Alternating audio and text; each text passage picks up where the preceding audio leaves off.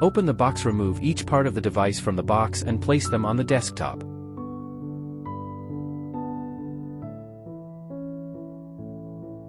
First, install the battery.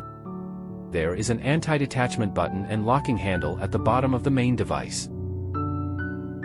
Align the battery with the bottom of the device. Gently insert it until you hear a click, then press down the locking handle.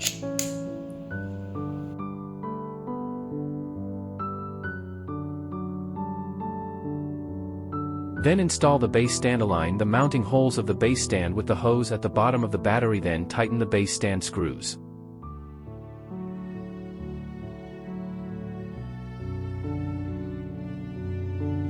The device installation is complete. When removing the device, start by removing the base stand. Unscrew the base stand screws and pull out the base stand.